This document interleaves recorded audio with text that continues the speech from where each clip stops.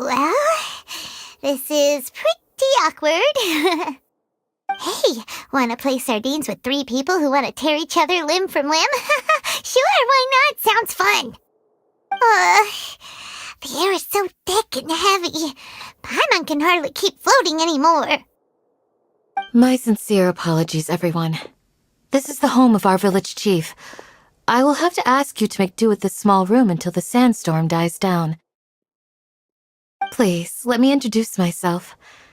I am Candace, protector of Aru Village. Our savior has come at last! Nice to meet you, Candace. The name's Paimon. Thank you so much for helping us. There's no need to thank me. It's only right to help each other when the weather gets rough. Wow, she's so gentle and caring, like a nice older sister. Unlike those guys over there. All right. Now that we're all better acquainted, we should return to the topic at hand. As a guardian charged with the responsibility to protect my fellow villagers from harm, I was observing your conflict from afar, even before the sandstorm started. And now that you have set foot within our village itself, it is all the more my responsibility to make absolutely sure that you pose no threat whatsoever to us. So please, have an honest and sincere conversation with one another, and put your hostile feelings to rest. If anyone dares to start anything again while they are under this roof, I will not hesitate to send them out for some quality time with the creatures of the sandstorm. Oh, on second thought, Paimon may have misjudged Candace's character. And that goes for you too, Miss Dia. Do I make myself clear? All right, we got it, Candace. That's what I like to hear. So, which of you will begin? I was supposed to be a mediator, but I might have gotten a little too involved just now. Anyway, one of those two should probably start talking. Wait, that was you trying to be a mediator? I have nothing to hide, so there's no shame in explaining myself. While Al-Haytham wasn't wrong about the other Matra not knowing my whereabouts, it's not because I've been assigned a morally dubious mission. Rather, I've chosen to exile myself. Huh? Exile yourself? A little while ago, I discovered that there was data missing in the Academia's project planning and development files. What little they did report clearly did not match the project's actual progress. As General Mahamatra, I had the responsibility and authority to request an audit. However, to my surprise, the person responsible for the erroneous data was none other than Grand Sage Azar himself. I tried to investigate the issue myself before submitting a formal audit request, but I soon found that all leads and potential pieces of incriminating evidence were carefully concealed from me. I began to realize that they were cautious of me from the very beginning. Unsurprisingly, the Grand Sage rejected my audit request as soon as the submission reached his desk. He even said to me, "The power of the General Mahamatra is granted by the sages. You have no right to judge us." So they really are up to no good. I realized then that to the Grand Sage, the Matra are nothing more than tools for the sages to assert and maintain their control over knowledge. The vows that we took, the principles that we strive to uphold, they are meaningless to the Academia of today. I believed it would be wise to flee the Academia before the sages had a chance to take action against me. This way, they can no longer see nor predict my actions. I will never give up on this investigation. There's no need for someone else to give me power or authority. Once I find the truth, I will administer judgment by my own name. Saito seems to have the same goal as us. We're all investigating the sages. Plus, now that he's no longer the General Mahamatra, he somehow feels a lot less scary. Well, Sino, if that's your story, then why did you see Alhaitham as a target? When I was investigating the matter in the academia, I overheard a conversation between Alhaitham and a sage. The sages asked you to investigate a blonde-haired traveler. Do you dispute this, Alhaitham? What? Like many parts of the project, this assignment was undocumented. Now throw in your suspicious behavior with the Divine Knowledge Capsule, and I think we deserve an explanation. Yes. I was indeed tasked with investigating the traveler. Alhaitham! After all, the promised reward was so great that hardly any scholar could have refused. The sage told me, once you've completed this assignment, I can give you a glimpse of divine knowledge. A most enticing offer. Unfortunately, those academics don't know me at all.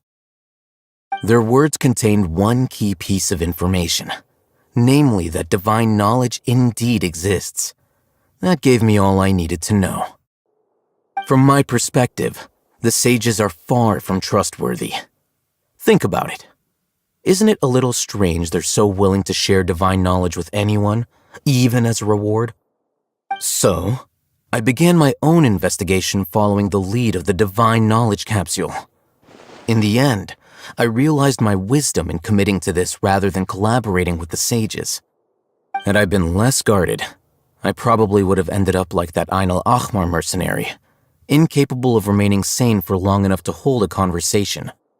You mean that the sages originally planned to dispose of you, using one of those capsules that drive people insane? I'd already given up on the assignment by then. I only told the academia I was waiting in Port Ormos for you to appear so they wouldn't suspect anything.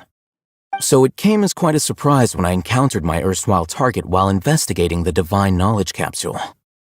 Criminals do love to talk about coincidences. Even though I ran into the traveler by chance, I had no intention of providing assistance to the academia. Also, you should remember, you were the ones who decided to follow me and strike up a conversation after I left that tavern. That's true. Alhaitham helped us out at Caravan Rebat as well. Maybe he's telling the truth. I'm willing to apologize if that's worth anything to you. I took the Divine Knowledge Capsule behind your back because I judged its existence to be a significant risk. I felt that it would be best for no one to interact with it before it had been properly studied. After all, curiosity often proves to be the most dangerous thing in this land. You should be well aware, Scribe Alhaitham, that curiosity can also lead you to danger and suspicion. Answer me this. Did the sages share any information about their project with you? Have I not made myself clear? You and I are both distrusted by the academia. Do you really think they would tell me anything? Fine. Although you haven't completely proven your innocence, I won't regard you as an enemy, for now. As you wish. Good. I'm glad to see you two clearing up your misunderstandings. And now you, Dia.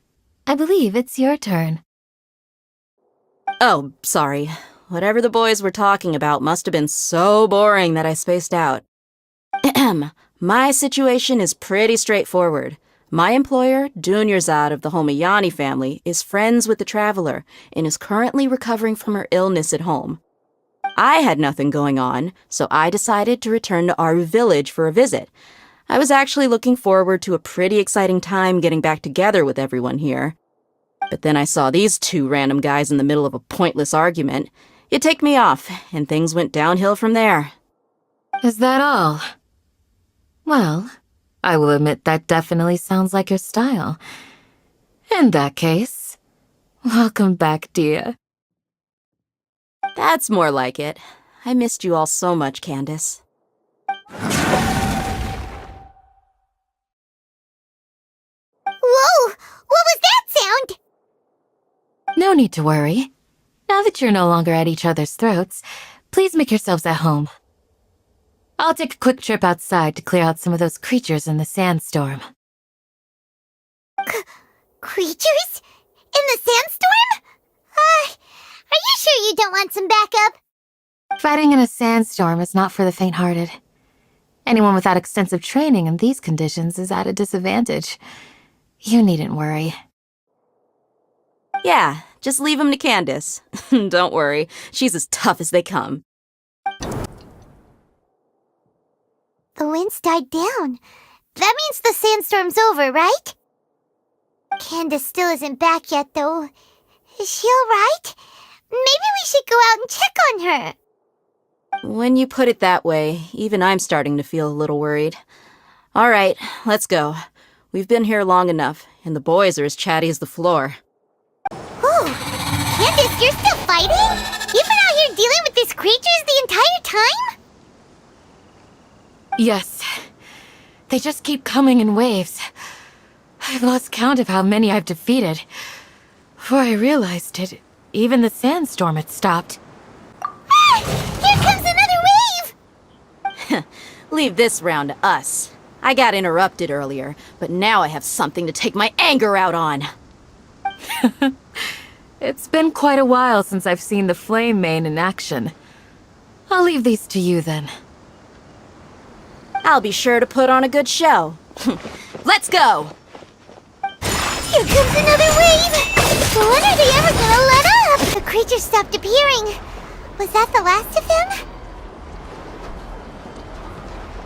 What we fought just now was probably the aftermath of the sandstorm. So we should be safe for the time being. Well fought, everyone. No injuries, I hope. Huh? Who are you? Ah, my apologies. I haven't had a chance to greet you yet.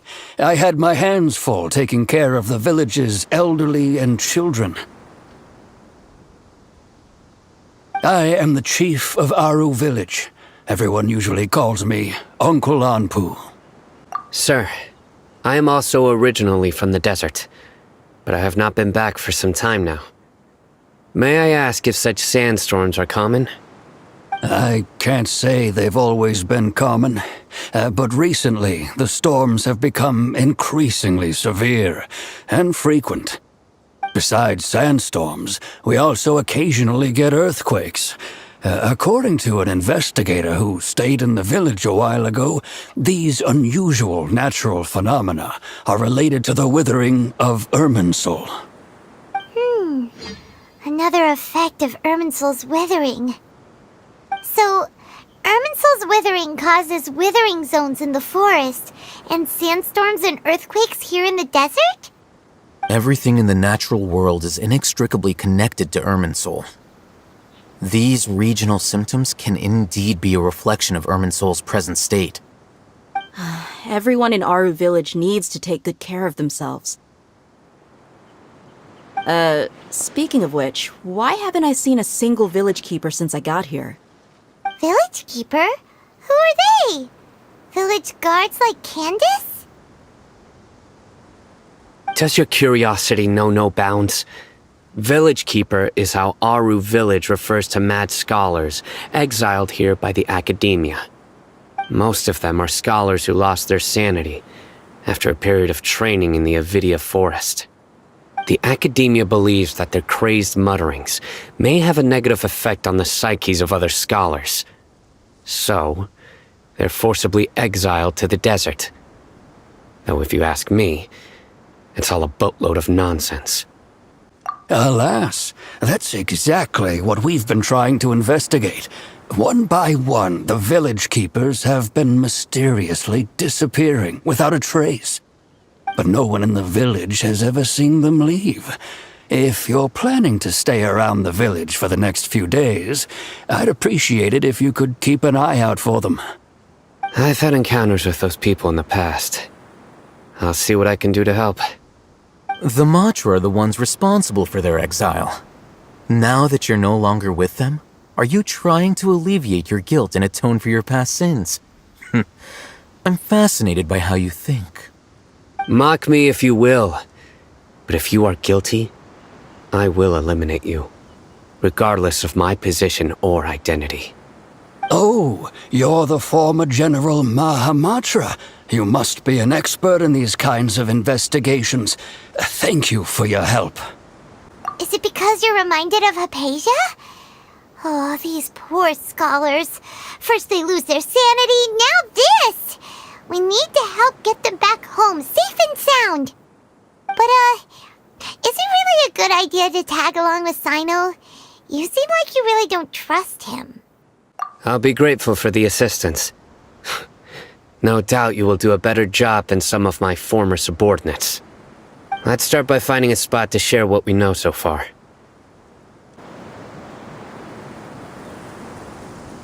Although I've sent myself into exile, I'm still doing essentially the same things as before. Do you still have any questions for me before we start our investigation? One of my former subordinates told me that this title has its origins in a strange incident. The Academia has long exiled mad scholars to Aru Village. A mysterious phenomenon exists here. When mad scholars first arrive, they are as incoherent and deranged as before.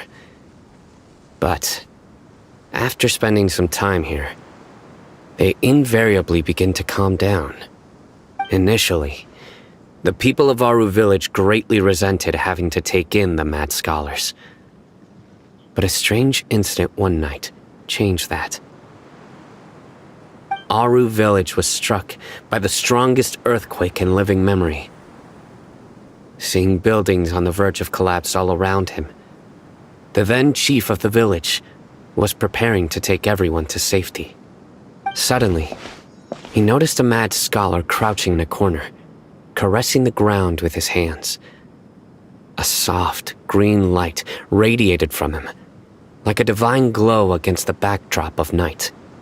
Despite the powerful tremors that ripped through the ground that night, all the houses remained upright, almost as if they had grown roots reaching deep into the ground.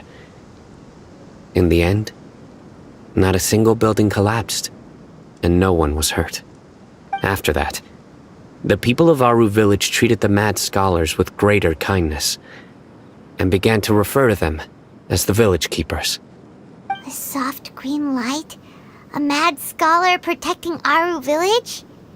What do you make of it, Traveler? Paimon thinks so too. Actually, Sino, do you know if any of the mad scholars continued to wear their Akasha terminals at Aru Village? In theory, they would continue wearing them so the Academia could still monitor their activities. With that said, the main Akasha system would no longer have any interaction with them. Oh, no wonder! Everything makes sense then! Add in the fact that they calmed down, it was probably Nahida who calmed them. If you are able to draw a conclusion from this one story alone, then it appears you possess much more information than I do. So, what do you make of the story? Really? Lesser Lord Kusanali. What? You don't believe us? Lesser Lord Kusanali was definitely using the Akasha to give her power to the mad scholars! No, it's not so much that I don't believe you. I'm just struck by your reasoning. Lesser Lord Kusanali, the current Dendro Archon, is she really active in Sumeru? The Academia has always placed far greater importance on the late Greater Lord Rukkhadevata. They've more or less ignored Lesser Lord Kusanali, and I've never had any reason to doubt their views. In addition, I've never heard any stories about Lesser Lord Kusanali and her deeds. To me, she might as well have been a god that never existed. No way! Nahida definitely exists! She's a... How should Paimon put it? She's a good Archon who's kind and wise, even if she says weird stuff sometimes.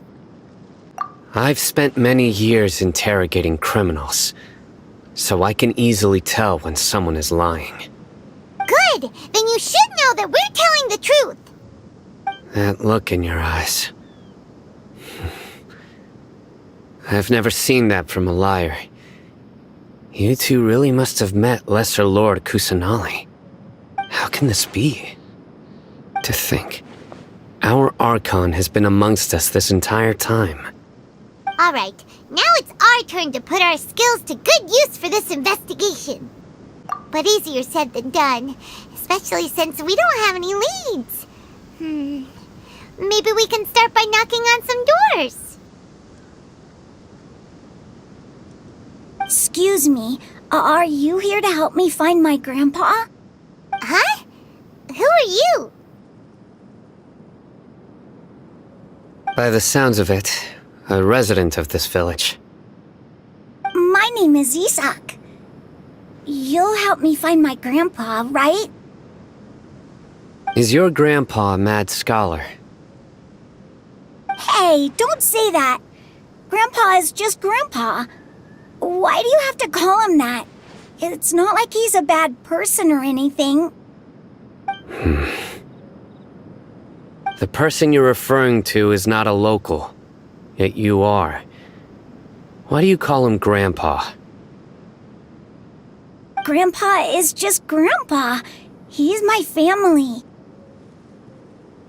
I heard everything you said to the village chief.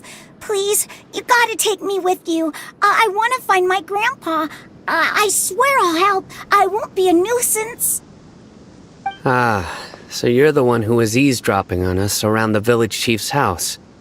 I was planning to go out and take care of whoever it was, but I had a vague feeling that they didn't harbor any ill intent.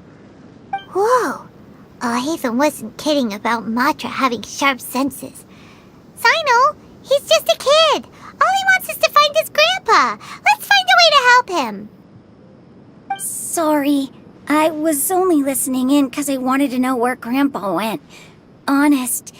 If you don't believe me, you can ask Miss Candace. All right.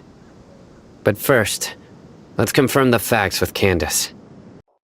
Sino is super vigilant. Is this what all the Matra are like? Ah, you're back already. We just wanted to confirm something with you. Do you know a boy by the name of Isak? I had a feeling he'd go looking for you. Huh? You knew this would happen? Yes. Although he tried his best to stay hidden, I still noticed him eavesdropping outside the window. He really wants to get his grandfather back. Isak's parents were both Aramite mercenaries who rarely returned to the village after finding employment in the city. He was raised by his grandfather. Unfortunately, it was only a few years before his grandpa passed away.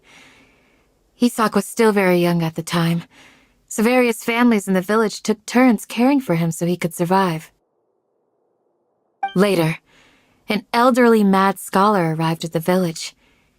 Isak thought the scholar bore a striking resemblance to his grandfather, and thus often spied on the man. However, the scholar was unkempt in appearance and incoherent in speech. Although Isak referred to the man as his grandpa, he was afraid and didn't dare to approach him. One summer night, the oft mumbling and bumbling grandpa suddenly calmed down and seemed to become more lucid. He even noticed Isak hiding in the distance. So Grandpa walked up to Isak and patted him on the head. He even took Isak to the entrance of the village, where he patiently taught the boy the names of the stars and accompanied Isak until he fell asleep. The next morning, Isak woke up and wanted to go find his grandpa again, only to realize his grandpa no longer recognized him. However, even so, Grandpa retained his calm expression. It's said that those who saw the scholar claimed he no longer appeared to be crazy, but appeared to be living in his own world, almost as if he were sleepwalking.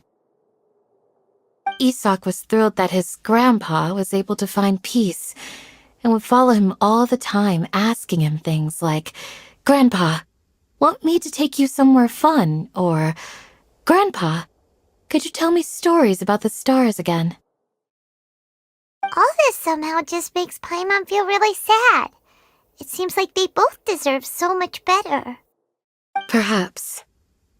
Nearly everyone who lives in the desert has some form of hardship or regret. But even so, we must still continue on with our lives. It's also my reason for fighting. I must continue to protect this land.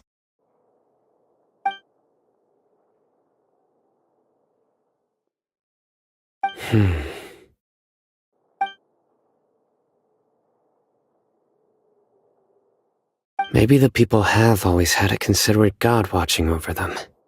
Huh? What did you say, Sino? No, nothing.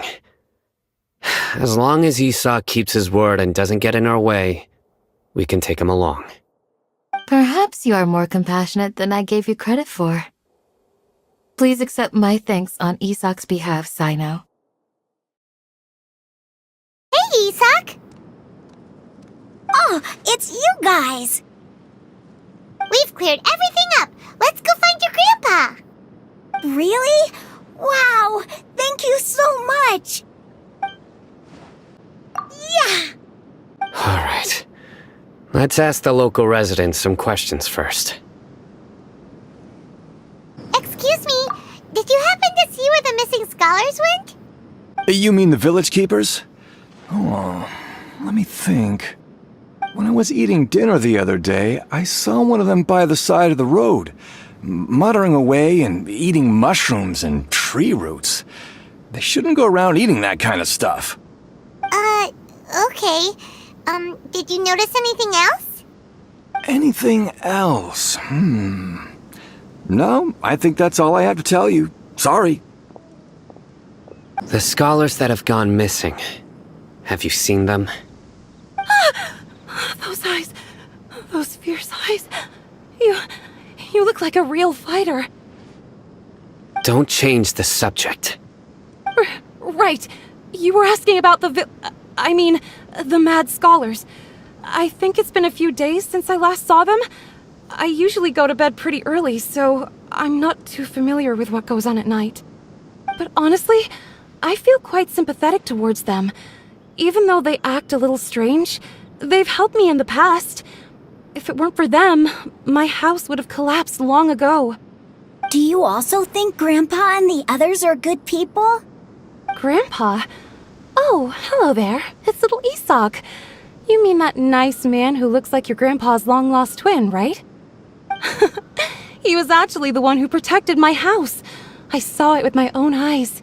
He happened to be staying near my house that day and was doing something with his hands on the ground. It still feels pretty surreal now that I think back on it. Did someone teach them how to do that? Well, whatever the case, I'll always be thankful to him and whoever taught him to look out for others. I'm pretty sure that if I ever went mad, I wouldn't be able to do anything like that. Gotcha. Thank you. Sir, have you seen my grandpa recently? You know, the one who likes to sit and space out near the village entrance. Oh, well, if it isn't Isak. Oh, your grandpa, huh? It's been a while. The last time I saw him, he was spacing out by the road as usual. I went and asked him if he'd like any of the food I had prepared, despite my wife's protests. Like many people, she's really quite terrified of them. And speaking of my wife, she's still always complaining about how I don't make enough mora.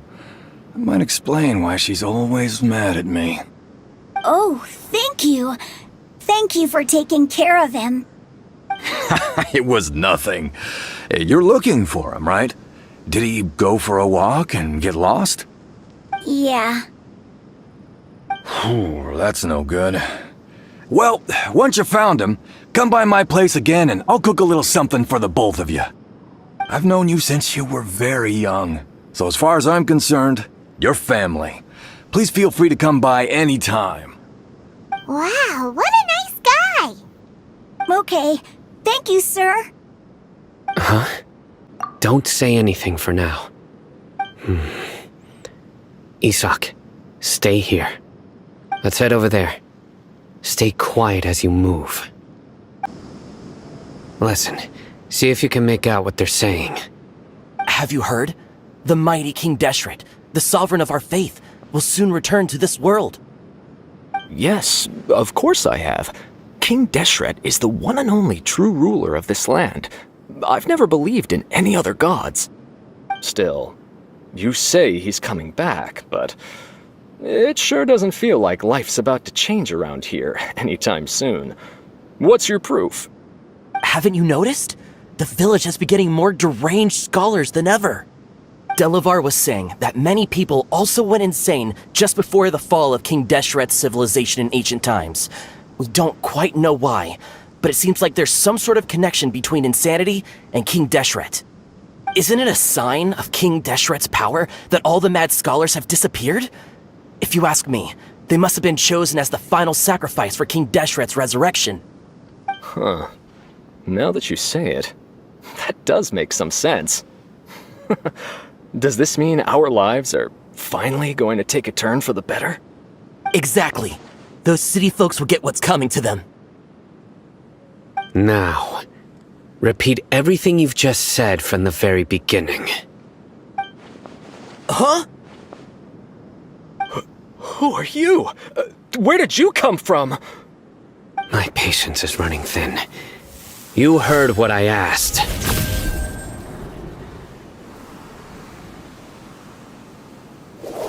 Yeah, bro, this guy's something else. Just look at his eyes. One wrong move, and he's gonna flay us alive. Let's not get on his bad side, okay? I am no match for this guy. Oh, okay, good sir. What is it you would like to know? Tell me about King Deshret's resurrection. Well, I only know a few things from hearsay.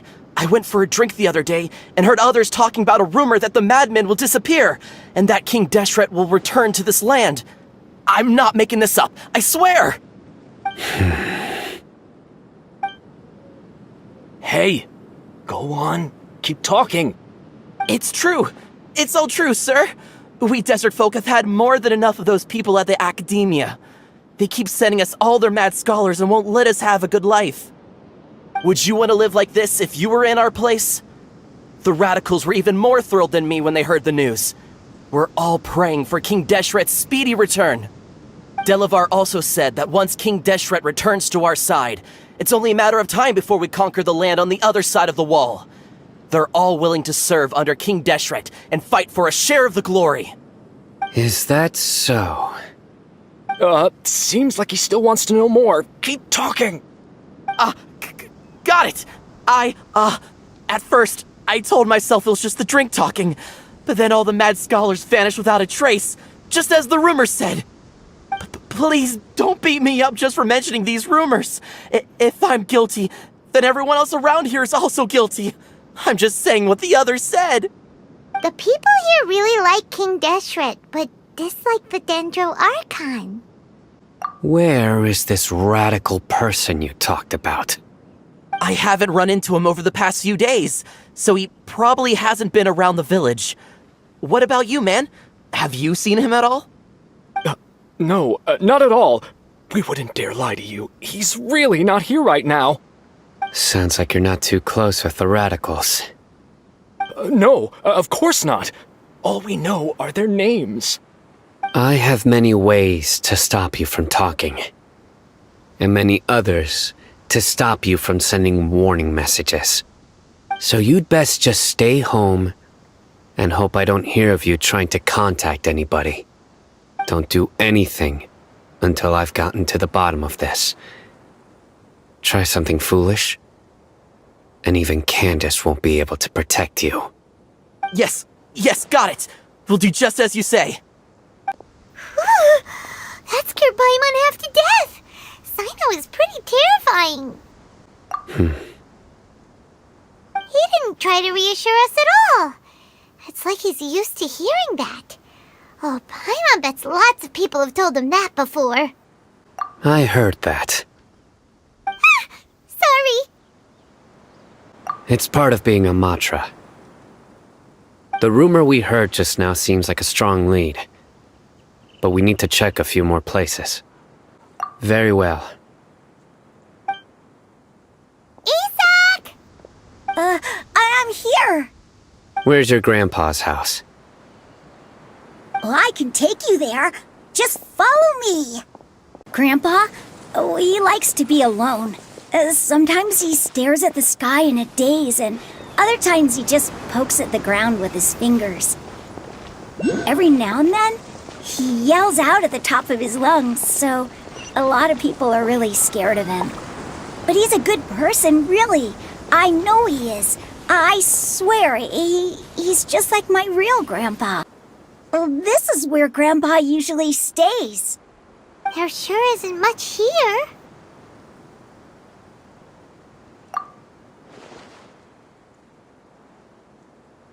No. Incense? Please don't say it's the same one as before. But are you okay? Are you getting dizzy or need to lie down? There's a scent that you can sense, but I can't. A certain traveler here once passed out from that smell. Thankfully, Tainari saved the day. And then he gave us a long lecture to explain all about how it worked. So, you know Tainari. Huh? You know him too? Are you two friends? Yes. Now that I concentrate, I can also make out the scent of incense. Wait, surely Tainari didn't lecture you too? No, no need. Did you first encounter this scent at Tainari's house? In the forest. From a scholar.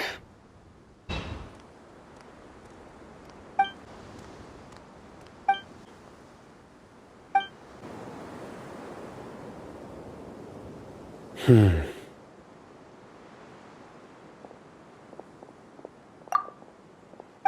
are you looking for, Sino? Here it is.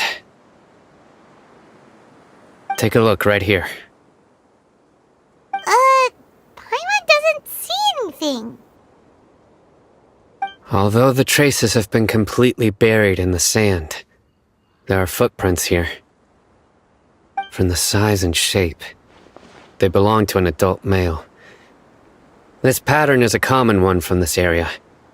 Local shoes. This was probably someone from the village. The scent is quite faint, but still extant.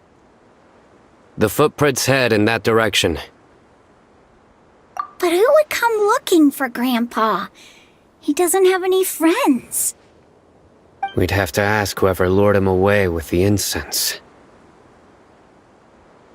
Huh? So you can lure someone away with just a scent? Hey! What's wrong with liking good food? Everyone's got something they love in life. Exactly. Most scholars are fond of incense, since the smell supposedly helps them clear their minds and discover new knowledge. Even deep within the clutches of madness, they still yearn for their knowledge-seeking days, and will follow the scent whenever it presents itself. No, Grandpa. So, someone's taking advantage of their weakness? Huh. Still, why would anyone want to abduct all the scholars? Are the rumors really true? Could the disappearance of all the mad scholars have something to do with the radicals? It's highly likely. Please, you have to save my Grandpa. Grandpa's never done anything wrong. Please help him. Sounds like we'd better help get him back. Don't you worry, Isak. We won't let whoever took him get away with it. Let's head to Aru Village and inform Candace and the others about what we learned here. After that, we'll set off to find the scholars. Right. The darker fabric definitely looks a lot better. That'd be my choice, too. We're back, Candace! We've got a lot to tell you. Ah, welcome back. Sounds like everyone's friends already. Oh, Dia's here too! You bet. So, everything goes smoothly? Reasonably. Alhaitham didn't go with you? We haven't seen him at all. Huh. I saw him around the village entrance earlier and figured he was investigating with you. I guess he must have gone off on his own. Did you find out anything useful? I see. So someone used a kind of incense to lead the exiled scholars away from the village.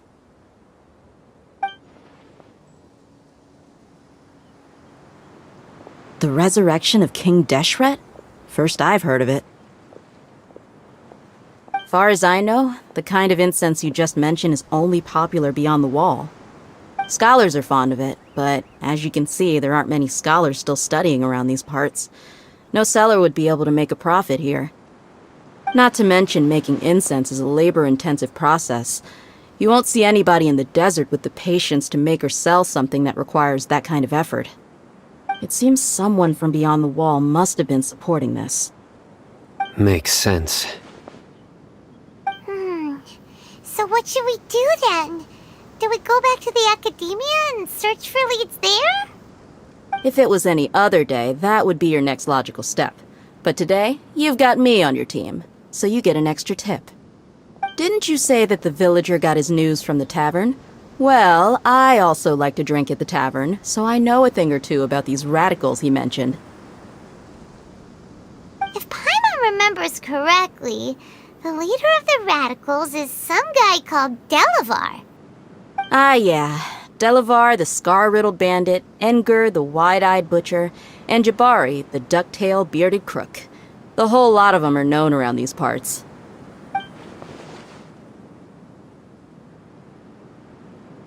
These guys have one thing in common, and that's being broke.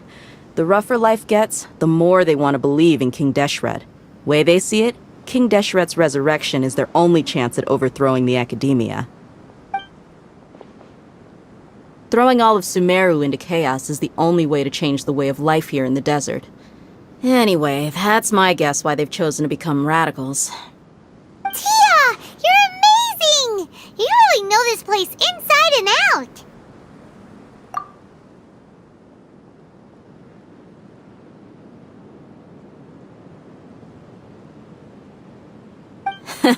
No merc can afford to slack off on gathering intelligence. Every mora I've spent in the tavern has been a valuable investment. Let's head out. Now hold on, you're staying right here, Sino. Why? Aru Village is not a big place. Outsiders stand out here like a sore thumb. I'd bet word about you has already gotten out. The desert is unforgiving, so the way of life here is also a lot tougher than on the outside of the wall. You survive on making connections out here. Compared to you, mercs like me are just third-rate amateurs. I've got no actual fighting skills to speak of. But that also makes it a whole lot easier for me to gain the locals' trust.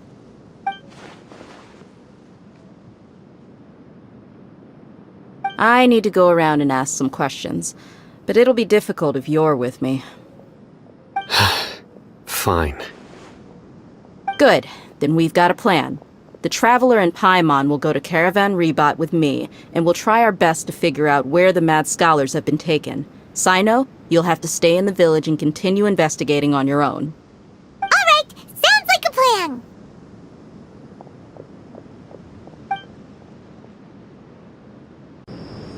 Well, here we are again!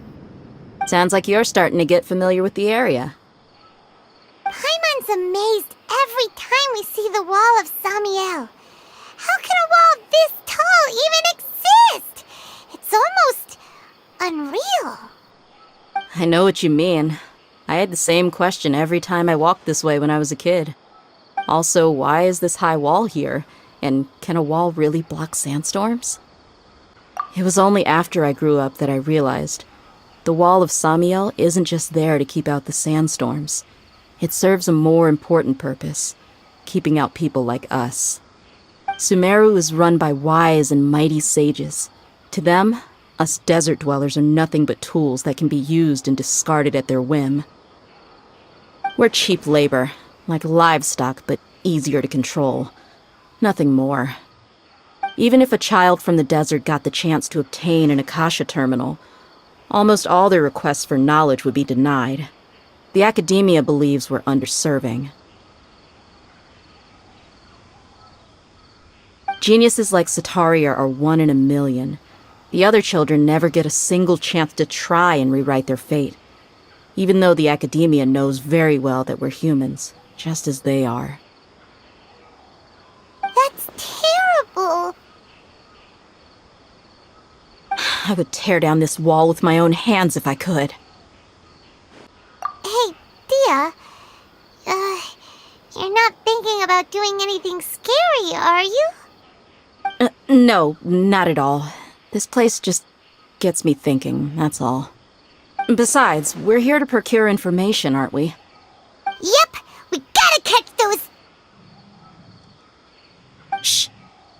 Caravan Rebot is crawling with people, so be careful what you say. We don't want anyone to find out what we're here for. Our mission started the moment we arrived here. Let's go check out the tavern. Maybe we'll find someone I know.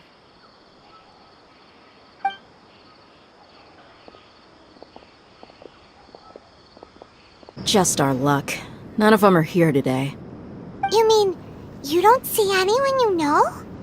Dia, is that you? What a coincidence.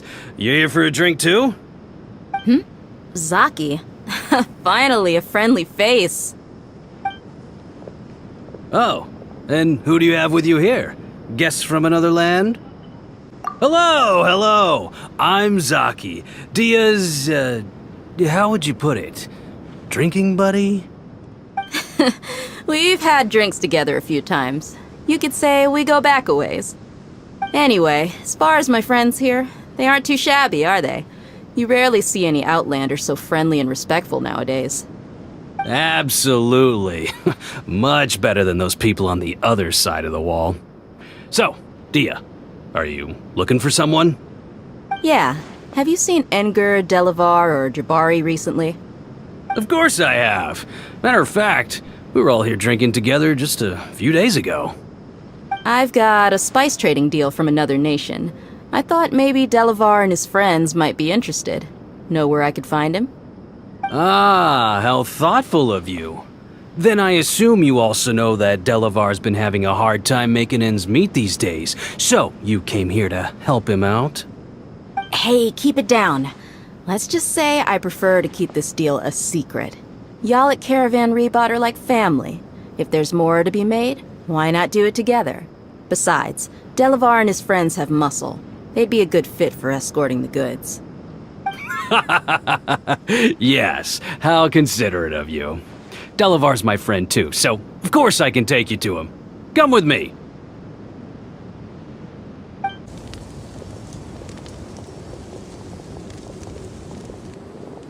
Are we there yet? Yep, this is the place. This place is practically deserted. What are they doing in a place like this?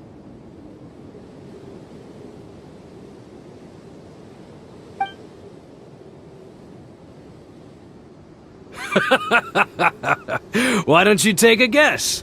Go on, a wild stab in the dark. You're like lambs to the slaughter. Oh no! It's an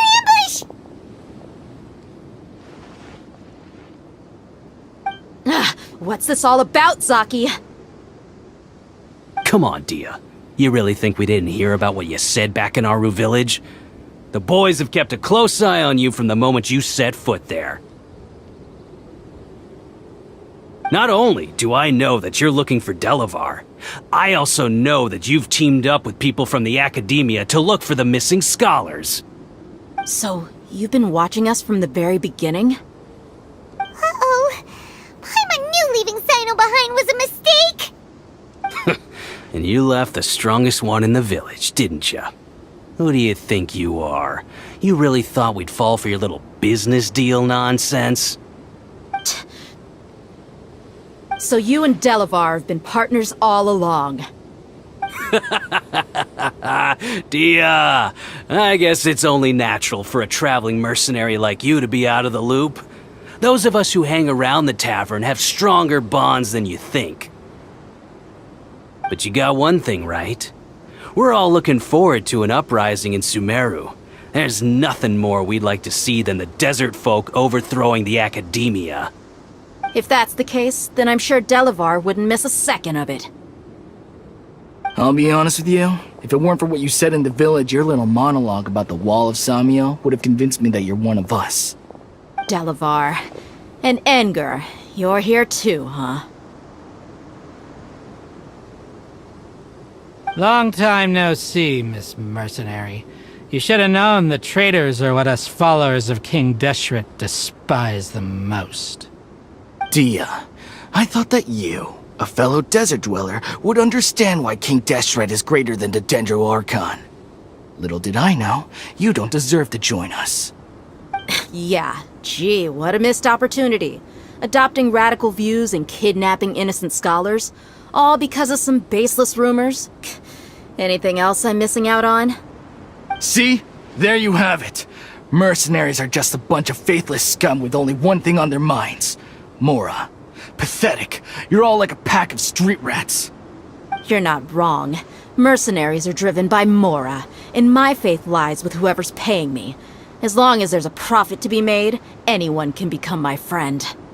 Enough talking! Get him!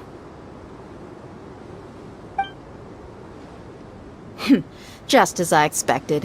Let's teach him a lesson, traveler. Impossible! How could you?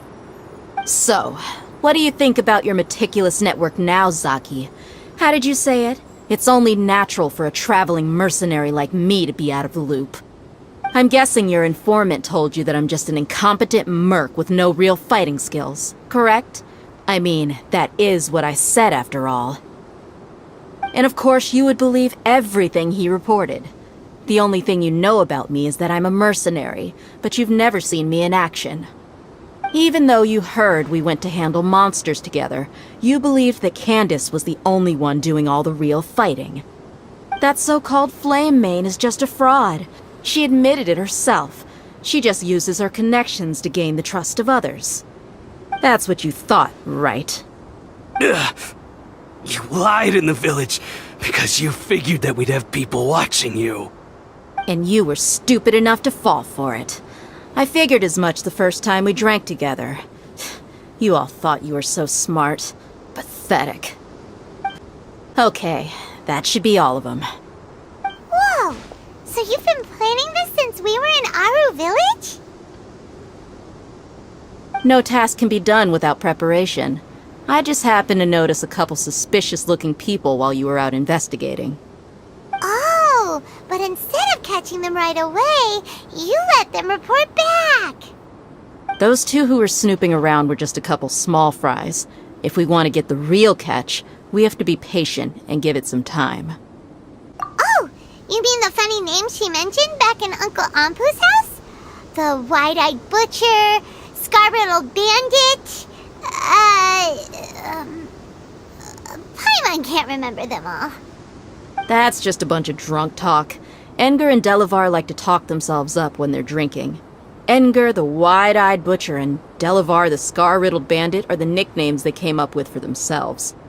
Alcohol has a way of making people share what they really think, so Engur and Delavar are always rambling in the tavern about how King Deshret is a superior deity. What about Zaki? He's just a numbskull who fell right into our trap. Zaki was probably the best hidden of them all. My initial plan was to find Delavar first, and then try to track him down. That's what you wanted to ask when we were at Uncle Anpu's house, right? Jabari is one of the villagers you talked to. You know, the one who wanted to treat Isak and his grandpa to some food. Wait, so he's a radical too? No, he isn't. I just needed to tack on a random villager name to make the eavesdropper think that I was making some wild guesses based on my impressions. Wow, what a genius idea! Well, that's an expert mercenary for ya. Ah, you're too kind. It was straight from the usual playbook, if I'm honest. So, that thing you were saying before. Is it really true? About what? About how mercenaries only care about Mora, and that anyone's a friend as long as there's a profit. Does that bother you? What makes you so sure? Dia, do you dislike the Dendro Archon like the other desert folk? You two are pretty sharp. No, I don't have anything against the Dendro Archon. I've heard a lot of nice things about the Lesser Lord from Dunyarzad. I can understand her devotion and gratitude. Dunyarzad's just an ordinary person. There's no way a god would be so involved in the lives of everyday people, unless they were truly compassionate. I've begun to realize that the sages are behind everything that's happened recently. The radicals' blind belief in King Deshret, making the Dendro Archon out to be an enemy. It's all the Academia's trickery. But I see through it all. And unlike them, I can never be hostile towards anyone who's never done anything wrong. Dia. Anyway, looks like we're done with business here. Traveler, lend me a hand. Let's tie him up and bring him to the village.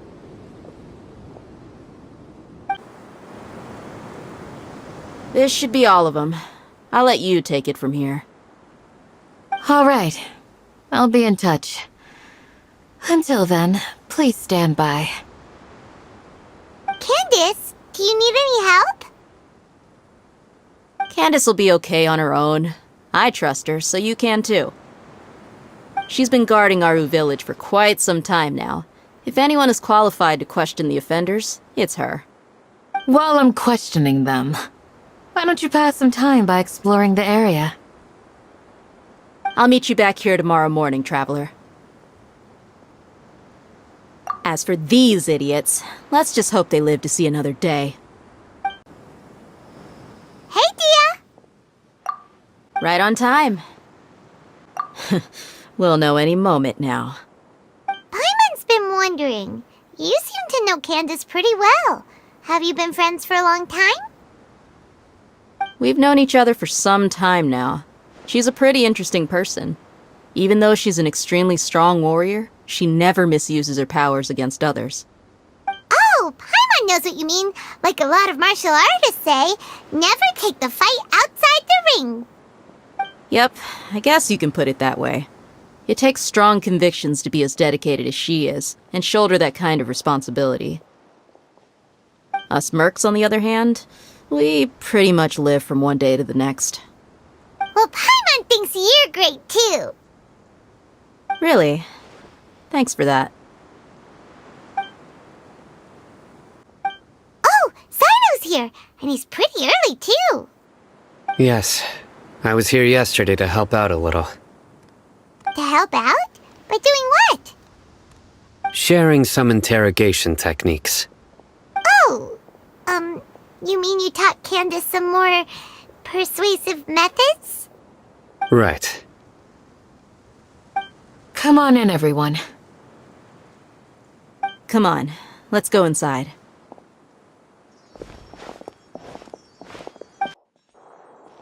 Candace, where... Whoa, you look furious. Do I? Huh. What gave it away? Oh, there's no mask that can hide true bloodlust. Cover up your eyes, and it'll still show itself at the corners of your mouth. Perhaps I need to work on my composure. Still, it's perfectly understandable why I'm angry. I'm sure everyone present would agree. Yes, ma'am. Please, don't beat us anymore. We're gonna die.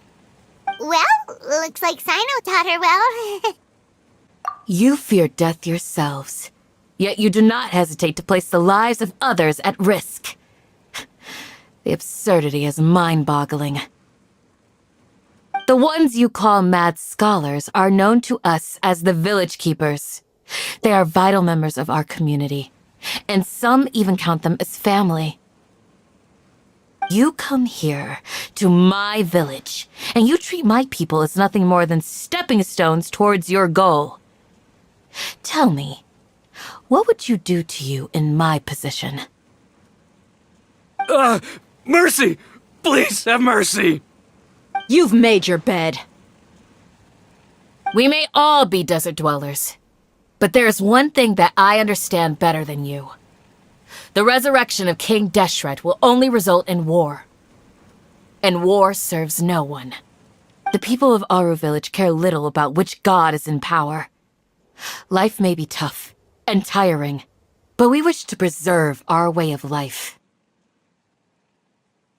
A war would only cause us to lose all that we have. And that is not a responsibility that you can afford to shoulder. We understand. We're sorry. I'll tell you everything I know. Please, just let us go. I'm listening. You might not believe this, but it wasn't us who came up with this idea. Someone was spreading rumors in the tavern. That's how we ended up hearing about King Deshret's resurrection. Some mystery man told us that mad scholars will make the perfect sacrifice to usher in King Deshret's resurrection. They give their lives, and we can get anything we wish for. They're called village keepers. Slip up again, and you'll regret it. Yes, sorry. It was all that mystery man's doing. He told us to spread the word about King Deshret's resurrection, and talked us into helping him. In return, he said he'll help facilitate the resurrection process. I'm not sure. That's one. Huh? One what? Strike. You get a total of 3. Then, you die by my hand. Wait, I'm telling the truth. We don't know anything. It was all him. 2. He got us to lure them out of their houses in the night with some kind of incense. We take them to a junction outside the village. Then the mystery guy takes them from there. You gotta believe me, please. I'm telling the truth, I swear. Just ask them if you don't believe me. That was indeed the truth. Traveler, go on.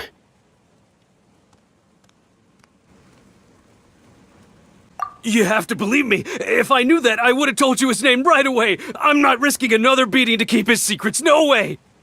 That guy, he wears a cloak, and he's always careful to cover his face. He calls himself King Deshret's envoy. I believe I may know what's going on. Uncle Anpu? What do you mean?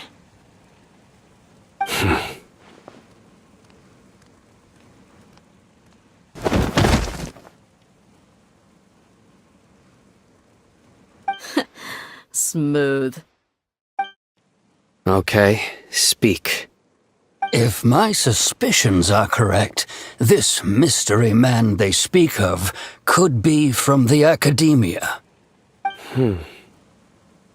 Some time ago, people from the academia attempted to take the village keepers away. I refused, insisting that they are part of our community.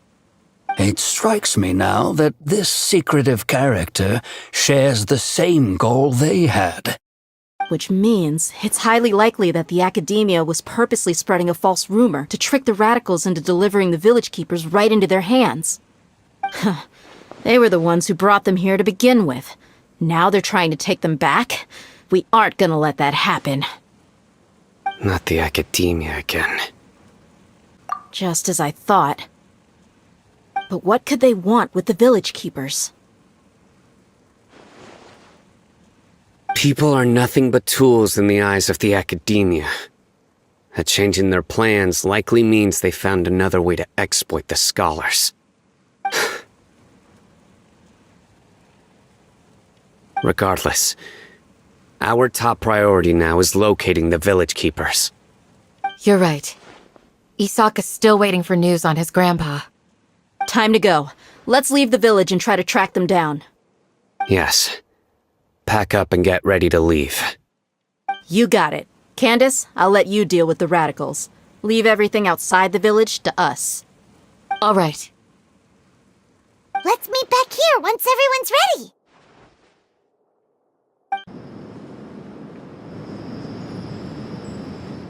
Let's get some food in us and then we'll... Whoa! come from?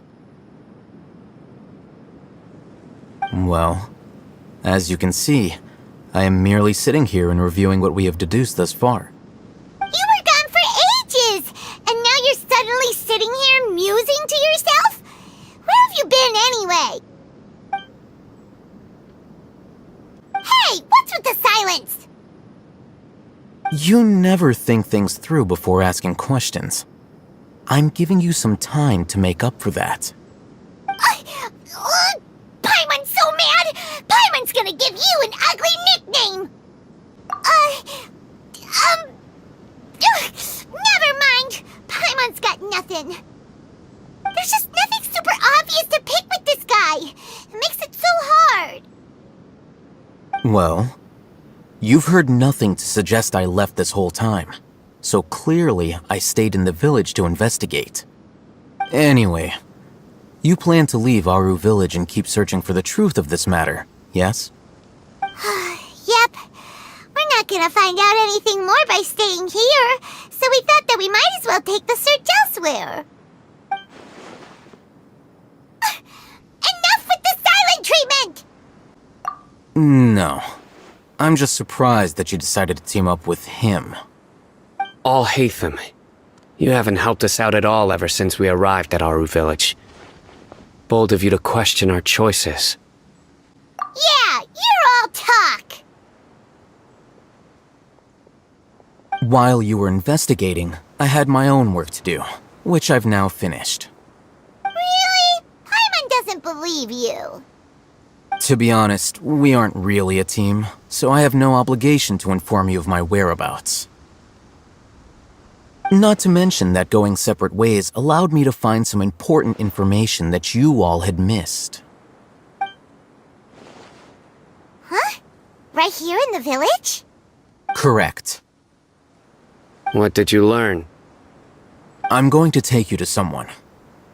But, before that, you need to understand where she's coming from. What does that mean? How do you think the residents of Aru Village feel about what we're doing? In other words, do you truly believe every single word the villagers tell us? You mean, some of them lied to us? Hiding the truth does not necessarily equate to lying. Again, these people have their reasons. Remember what Candace said? Most people in Aru Village don't necessarily care which deity is in charge of Sumeru. That's because whether King Deshret or the Dendro Archon has power is of little significance to them. By contrast, the perils of their daily lives are ever-present concerns. They won't simply share everything they know with you without good reason. That's why you believed there was no further information to be found in this village. Glad you're following along. Among those you have talked to, there's someone who was consciously keeping you out of the loop. In fact, she's been observing your every move since you arrived. The reason being, to someone who only wants to live their life in peace, any external factors introduce unpredictability into the equation. Those eyes, those fierce eyes. You look like a real fighter. Don't change the subject. It's quite obvious that she's intimidated by Sino's authority and strength. Right. You were asking about the mad scholars. She corrected herself mid-sentence because she's aware that there are King Deshret fanatics in the village.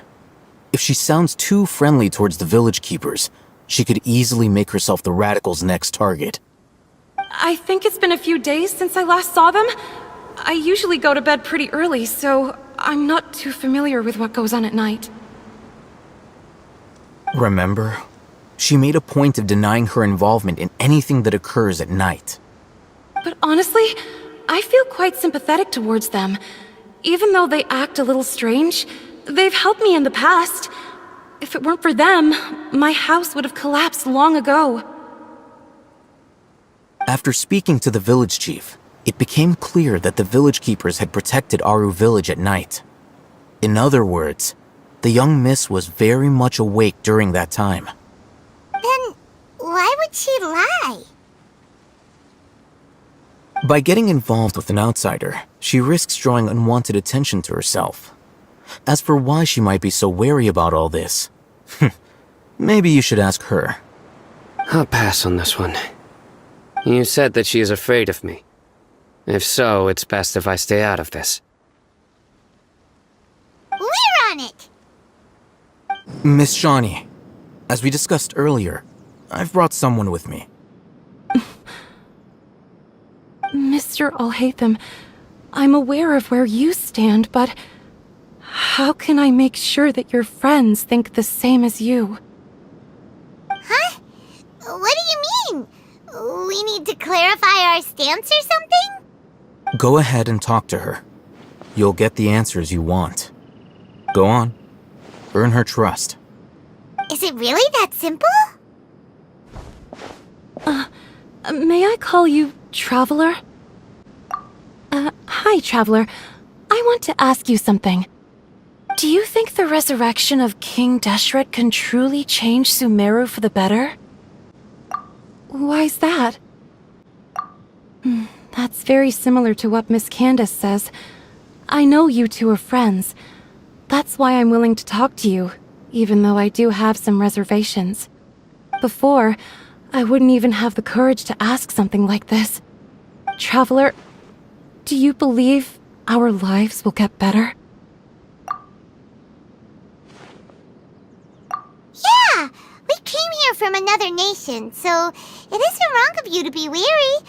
And we aren't really residents of any one nation. But even so, we've met lots of people from different places, and we've always fought for what we believed in. We have friends in Sumeru, and we want to help them. That's why we decided to stay here for a while.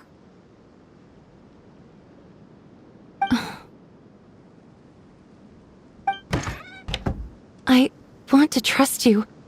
My apologies for posing my questions like that.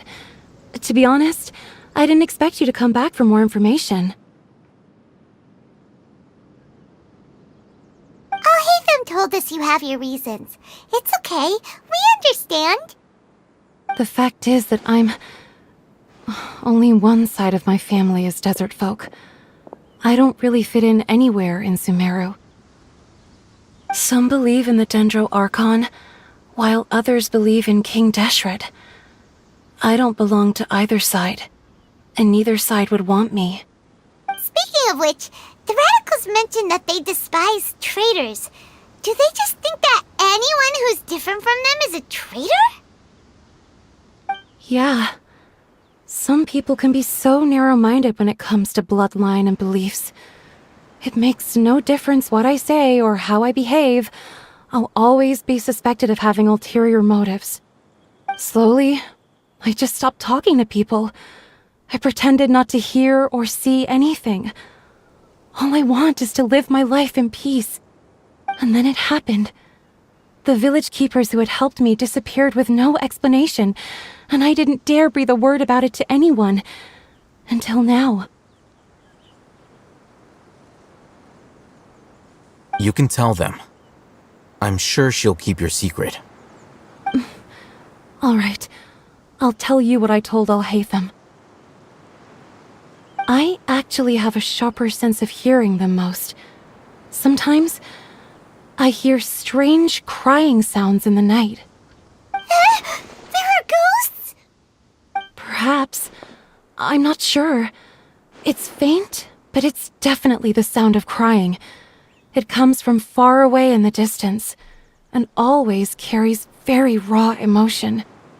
It used to be louder and more frequent, but ever since you arrived in the village, it doesn't seem to happen as often, and when it does, it's much quieter. I have to focus really hard to make it out. I confirmed this with the guards on night duty. They also have someone with a good ear, and he's heard similar sounds at night. But because we're in the middle of a desert, he would rather believe that they are the cries of beasts than ghosts. There's really nothing around these parts, except for an old hospital not far from the village. I think they used to use it for treating Elazar, but it's been abandoned for years.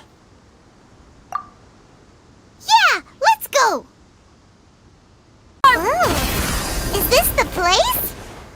It's in terrible shape. And monsters! Watch out! Whew. They were easier to deal with than Paimon had expected. Super strong bandits? Or monsters taller than buildings dropping out of the sky? Or, something like that. He looks super serious. We gotta stay on our A game too. This is the one.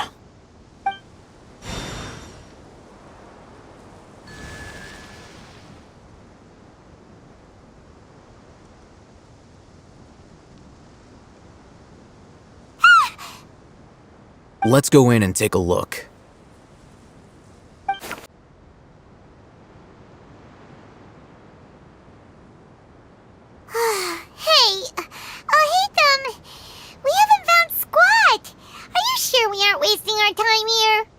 Patience. Shawnee says she only hears the crying at night. We have time to burn. Until then, I'm taking a break. And just like that, he sits down. Wait, he even brought a book to read? What are you reading? Let Paimon see! Okay, sure.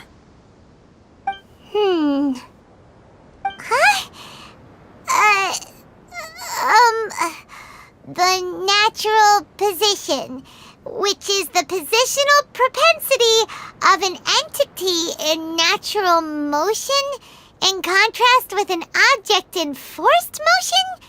Huh? When free from external influences, every entity displays the tendency to follow its natural trajectory? So, you got that? Oh, Paimon gives up. You keep reading your book. See ya! How is he so relaxed? Look at him, reading an impossible book in a creepy place like this. Hey, what good is that gonna do for you? You're acting like one of those annoying grown-ups who go around nagging people to focus on their studies. Hey, what gives? Shouldn't you be the one providing for Paimon? Oh, right. Okay then. Thank you for working so hard and earning so much more. If it weren't for you, Paimon would probably still be floating around in the ocean somewhere. Thank you.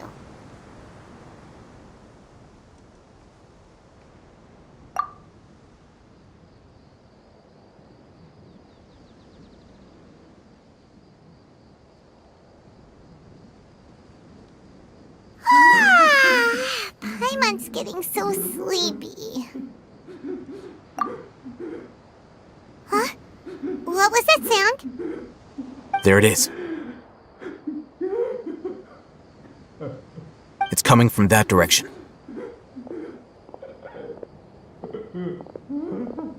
Is the sound coming from here?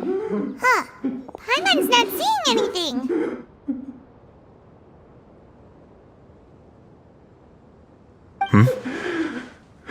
It's from below. But there's no way we can get down there. Something is off about the interior here.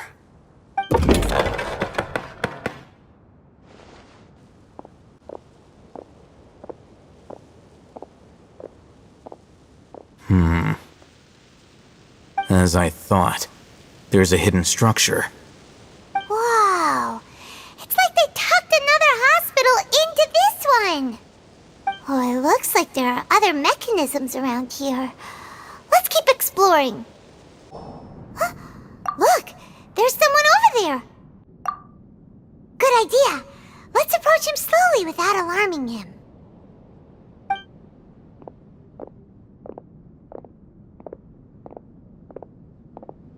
Wait.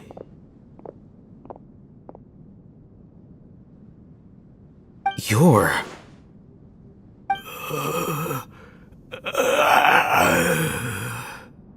He can't speak, and his eyes are unfocused. But he looks too young to be anyone's grandfather. Also, why is he the only one here? Didn't expect to see him here. You know him? He's Razak, a senior of mine at the Academia. He's a scholar too? Is he the kind that holes up in a forest and mumbles stuff about training? No. And that's the problem. Razak was never involved in any of those things. He never trained in the forest, let alone reach Satyavada life. Leaving that question aside for the moment, him being here alone means that we might be too late. Looks like they've already taken everyone away. For whatever reason, they left Razak here. Perhaps they simply didn't have time to come back for him. There are drag marks on the ground. They're clearer by the doorway. Someone was forcefully drawing a cart that was loaded with something heavy. Loaded with people? That is one possibility. It looks like they were in a hurry, as if they were afraid of being caught. In their haste, they failed to notice Razak hiding in a corner. The symptoms are identical. Looks like we found living proof. Huh? Why do you say that? Allow me to jog your memory. Recall your time at Port Ormos. Don't you think his symptoms look familiar?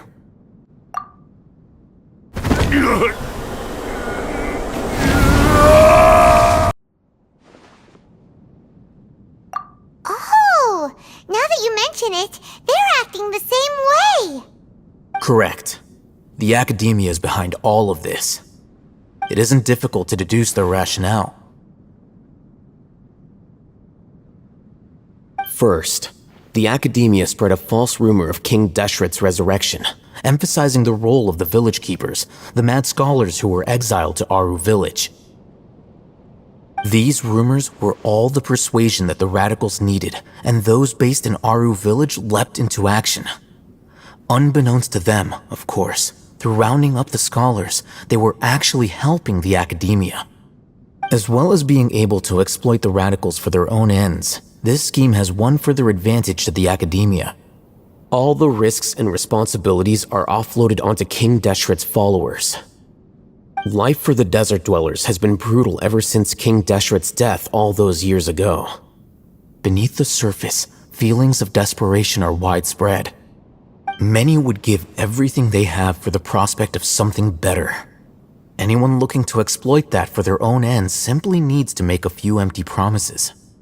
Even if complications arise, people will see that those involved are all followers of King Deshret and look for no further explanation than differences of belief.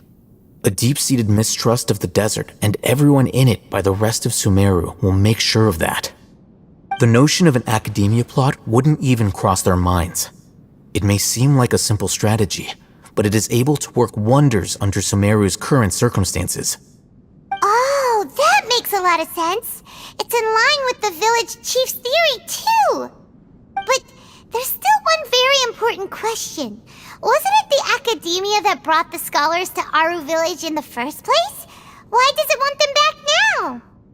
Throughout this process, one thing has changed. The scholars' identity. First, they were scholars. Then, they became lunatics.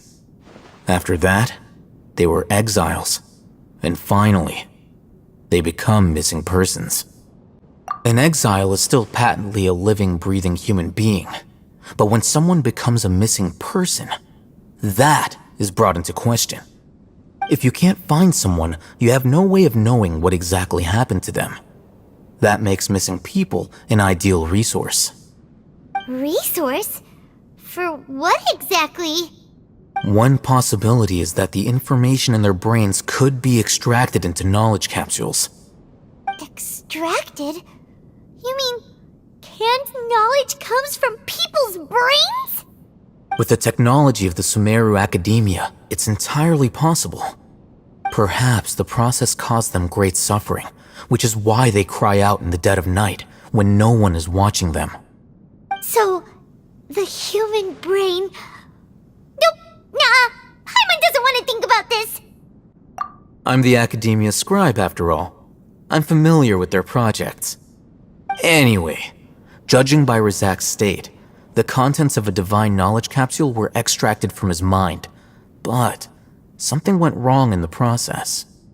Or perhaps his curiosity got the better of him, and he used such a capsule for himself. Paimon's a little confused. Can they just use anyone's brain?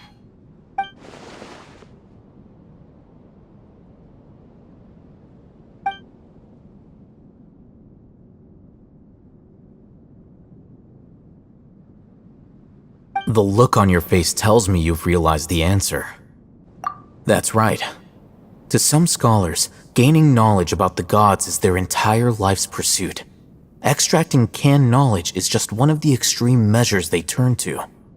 However, I can't help but wonder, what do they seek to gain from divine knowledge?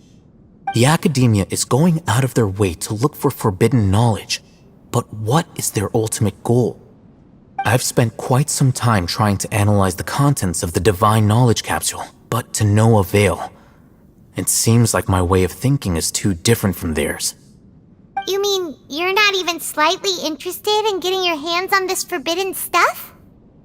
All scholars seek to expand the horizons of knowledge, but I'm not particularly interested in gods, so I don't share their degree of zealotry. Extracting information from people as if they were lifeless objects? If this is the direction of academic progress, then the academia may as well shut its doors. Sounds like you're really against all this. Of course. The academia's actions run contrary to their rules. Whether it be academics or knowledge, everything has its boundaries. If those lines are crossed, the rules and order that govern everything in the world will be destroyed. This matter needs to be corrected, just like fixing a typo in a book. Wait, didn't you step in to help because you felt sympathy for those poor people? Not to be callous, but no. My criteria are a little more restrictive than that.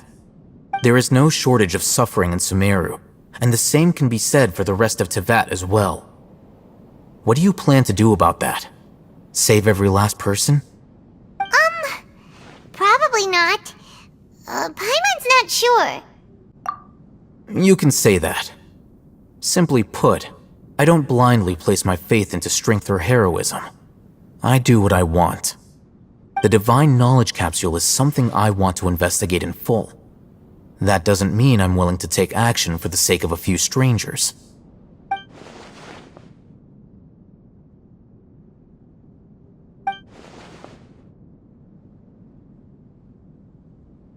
Paimon's been wanting to say this for a while. There are a lot of bad guys in the academia, but you're not one of them. You're their weirdo. You're probably right. Though I must say, I quite enjoy this feeling of being the odd one out. Uniqueness is also an asset, is it not? Wow, that's a great way to think about it. Paimon's really impressed. If only Miss Shani had a similar mindset, her life would definitely be a lot easier. I'm just a more likable person than her in general. There's nothing more to it than that. He won't last long if we leave him here. Let's take him with us. We'll work out our next step after we return to Aru Village. We're back! You must be tired. You should rest and take some water. What's the situation? Who's this? Unfortunately, somebody who's too young to take on the role of Isak's grandfather. Nevertheless, he's one of the people we're trying to find. So, at one point in time, the abandoned Elazar Hospital served as the academia's site for extracting divine cant knowledge. Yep, pretty much. Their plan must have been implemented at some point before we arrived at Aru Village, since divine cant knowledge has been in circulation for a while now.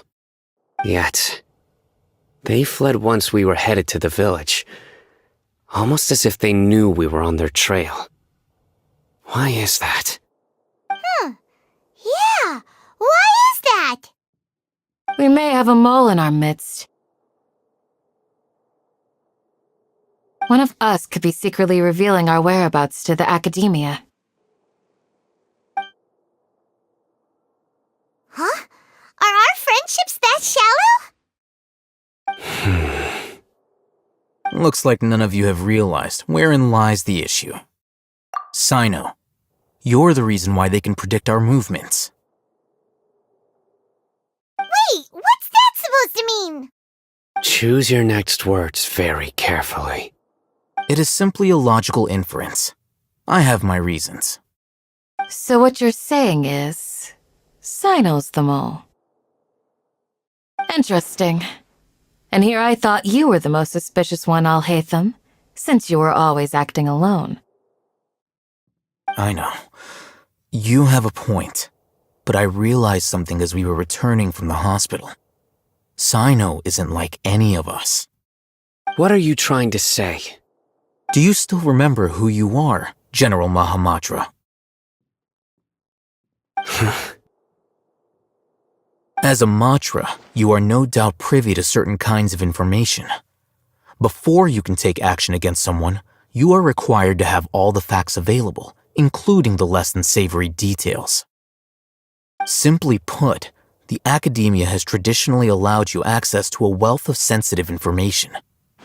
Knowing their modus operandi, wouldn't you expect them to take precautions against you?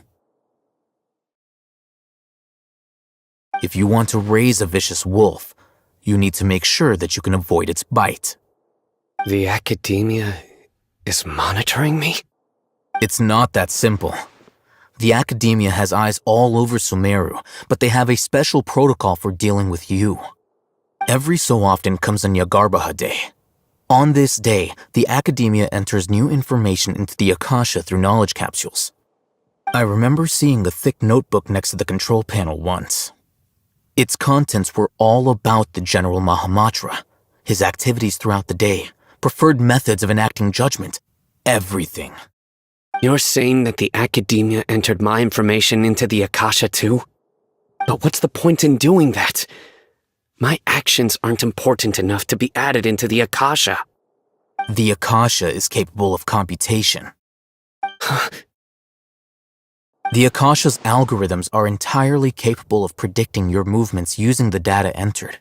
When you would depart, the route you would follow, your destination. It knew all of this. It predicted my every move. The academia has been watching you longer than you think. However, the fact that you resigned is proof that their suspicions were well-founded. So that's how it is. Sino adheres to his principles so strongly that he's actually a thorn in their side. Tenacity of will and steadfast faith are worthless to the academia. They need scholars who are easily pliable and mindlessly go after anything they can profit from. Sino, don't take it to heart. This just proves how much of a trustworthy ally you are. They escaped because of me. Don't blame yourself. It's not like any of us would have known. I have an idea. If they predicted my movements, then I might be able to guess where they went. Whoa, you bounced back fast. There is always an opportunity for safety after danger passes.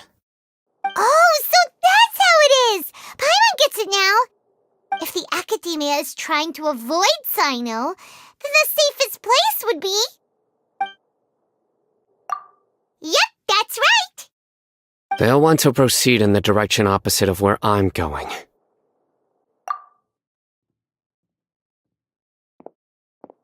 I must go. There's also something I want to investigate. Let's go, guys! After 'em! Please, wait! I want to go too! You want to go too? If so, you have to promise you'll stay safe. I want to find Grandpa. I promise I'll be careful and not cause any trouble. Everyone, I leave him in your hands. Yay! Let's go! Remember to pack some food with you!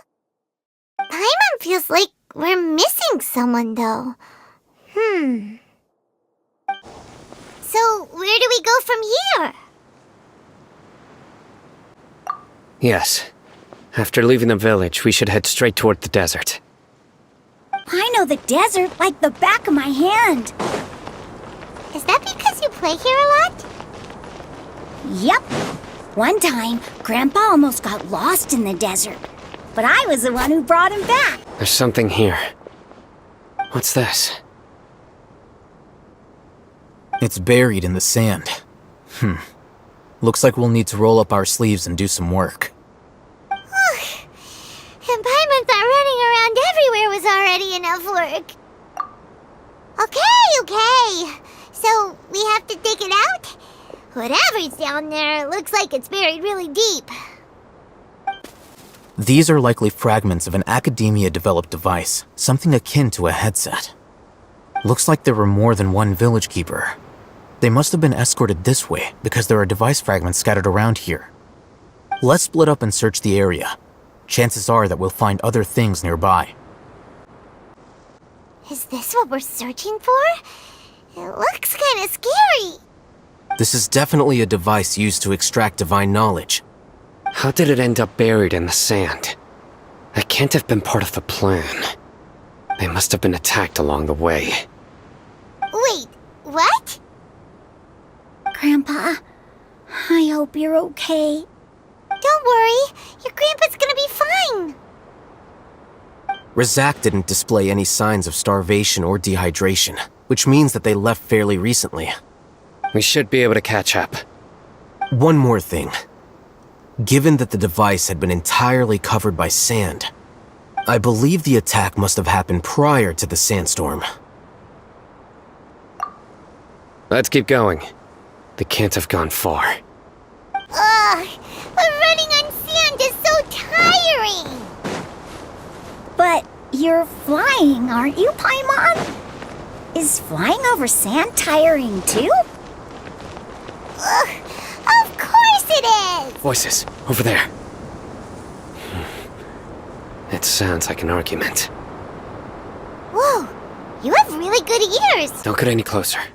They'll notice us. Dia's talking with the Eremites? Very interesting. Let's listen in. If you had informed me sooner, there'd be plenty of room for us to... You're one of us. We would never lie. Scholars. You don't know as much as I do.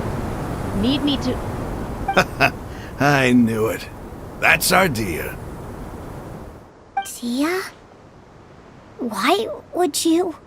Dia! Hey, what are you doing? Huh? Didn't you say you'd help me find Grandpa? Why are you on their side? Well, look who's here. Ain't that something? This complicates things. You've betrayed Aru village? So, this is the great General Mahamatra. Dear, you'd be better off as my assistant than hanging around with this motley crew. Seen for yourself, I have the means and methods, and my ideals are far more admirable than theirs. I'm not the type that's easily swayed, Raman. You of all people should know that. Wait, what's going on, Dia? Whose side are you on here? Shut it, Paimon. It doesn't matter. Whichever side you pick, nothing can deter us from the grand mission of resurrecting King Deshret. Once our Lord of Old returns to this land, we will have a new beginning. Face the facts, Raman. It's not gonna happen. You should understand that more than anyone. Have all your years as a merc taught you nothing about placing hopes in a ruler? I'm a desert dweller and a proud follower of King Deshret. Whether I live by the edge of the sword or in peaceful comfort, my soul will always carry this conviction. It's not too late yet. The village mad scholars aren't gonna bring King Deshret back to life. You don't understand, my dear lady. Pursuing our faith is our purpose in life. Even if the chance of success is 1 in a million, we must be willing to give everything we have. Even if it'll expose you to the academia? Even if they end up disbanding the Eremites? Your Eremites, which you've worked so hard for all these years? Yes. We've waited a long time for this day to come. The sun and the moon no longer shine here. All you see now is cracks in this desiccated land. But fate has finally dealt me a hand to play against the academia. With these scholars in our custody, we'll stomp the academia's forces and fight our way beyond the wall of Samiel. Ridiculous. Think about it. The academia controls the entirety of Sumeru. Your powers are negligible in comparison. If you still don't believe me, then try asking these 2 men. They're also against the academia, but neither of them are as arrogant as you are. They look more like pawns of the academia to me. Why would I listen to anything the people of Greater Lord Rukkhadevada have to say? Filthy traitors. Your god abandoned all honor and betrayed King Deshret. We desert dwellers will never trust the likes of you. It's impossible to communicate with someone so hostile. Perhaps we should. Do you really believe that by kidnapping the scholars, you'll be able to negotiate with the academia? These people have no value as bargaining chips, but I could be persuaded to take their place as your next hostage. These scholars were exiled from the academia. I, on the other hand, am their current scribe, and will be a much greater asset to you. Wait, you can't be serious. So, you want to trade places with the hostages, do you? Precisely. Any wise person would gladly accept my offer. What are you thinking? What if they decide to kill you instead? Well, that would be bad luck for me. However, I'd get the chance to observe the scholars, perhaps even find out the truth. Think you can talk me over with that confident look of yours? I'm not trying to persuade you. I'm using this as a means of joining forces against the academia. You are the scribe. What do you have against the academia? Not all desert dwellers believe in King Deshret, and the same applies to the academia. Why must all knowledge seekers approve of the academia's way of doing things? You academia scum. Every last one of you is nothing but a hypocrite, just like everyone else on the other side of that wall. I've made myself clear enough. I won't listen to another word from the Dendro Archon's people. Not so fast. I'll hate them. Do you stand by everything you just said? I never make empty promises. You know you're making a dangerous decision, right? I do. Good. Raman, hear me out. These people are my friends. Maybe you can't take the followers of the Dendro Archon at their word, but what about me? Do you trust me? We've known each other for years. Of course I do. In that case, I'm willing to vouch for their honesty with my right arm. Come on, Raman, don't be a coward. If you're serious about taking on the academia, you need to steel yourself. You can't be afraid. An arm from the Flame Mane. You've piqued my interest. But what if you refuse to oblige? What should I do then? No one's a fool here, Dia. We're mercs. And mercs don't tend to live long unless they have their wits about them. You're not wrong, but this is different. I promised my friends that we'd bring back the village keepers together. Let's do it right here, then. Give me your right arm as proof of your resolve. Don't listen to him! He's not even trying to negotiate! He just wants to make things more difficult! That's fine. Are you crazy? We came here to save lives. One arm for that many people is still a pretty good deal, if you ask me.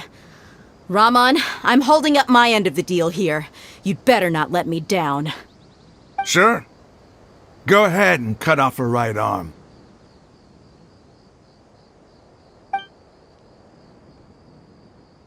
No! Dia! What are you gonna do? Think of something!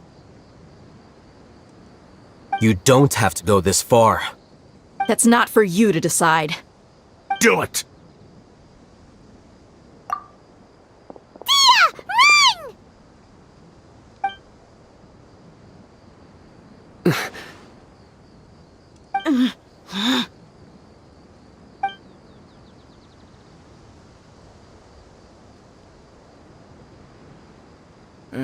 Stop!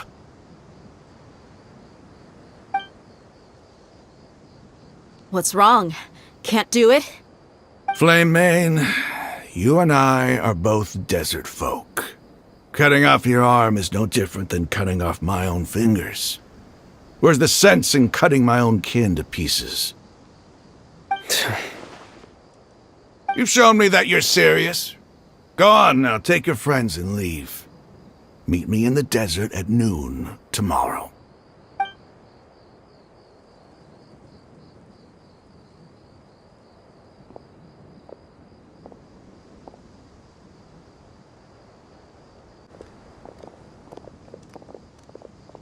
Phew.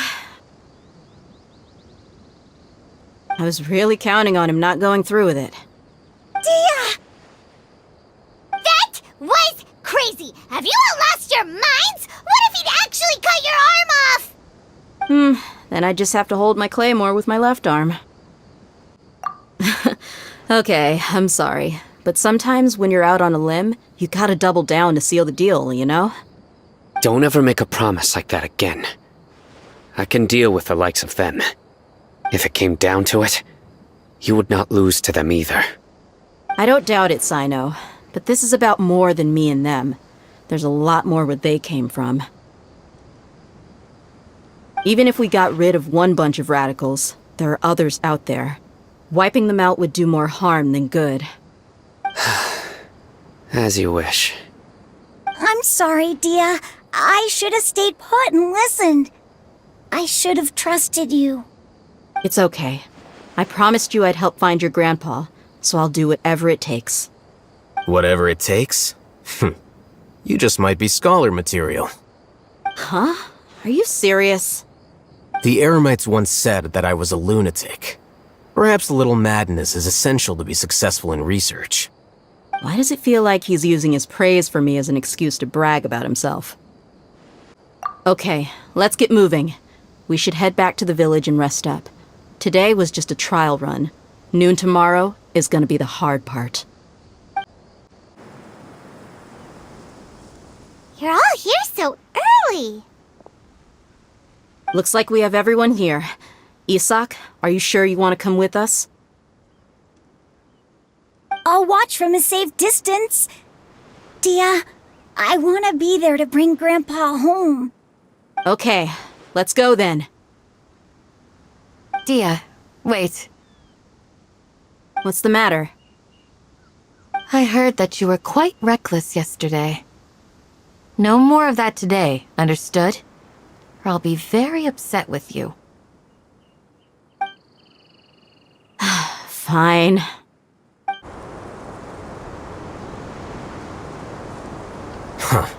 They got here before us. Uh-oh. Is it because Paimon overslept by 5 minutes and held everyone up? Is everything ready? Absolutely. Although, you brought fewer people than I imagined. Bring him over.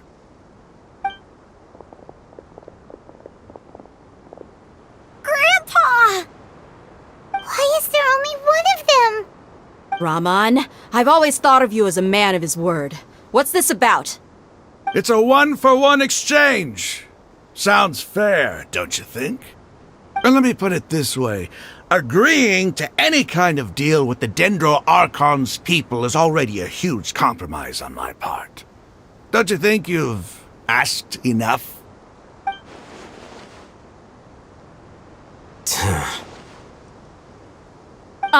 You stay right there!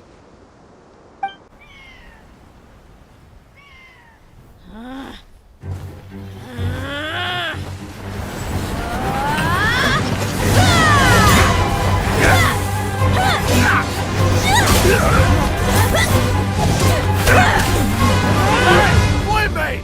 What do you think you're doing?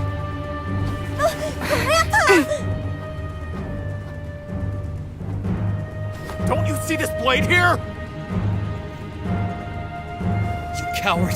Why are your hands shaking? Wait a second! It's a earthquake!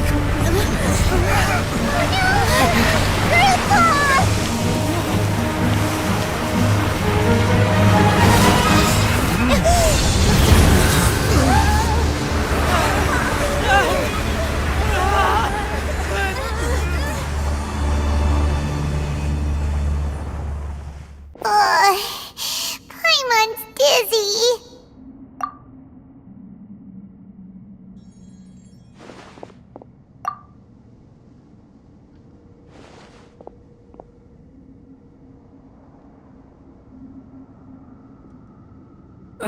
This day's going just great. What a nuisance. The sand dune collapsed. I saw an energy field. The village keeper protected us. It glowed green with dendro. Just like you said, it may well have been the remains of Lesser Lord Kusanali's power inside the scholar's body. The dendro archon. The present one. Grandpa? Grandpa? Oh no, he's getting confused again. Hey, look around you. Did there used to be a temple here?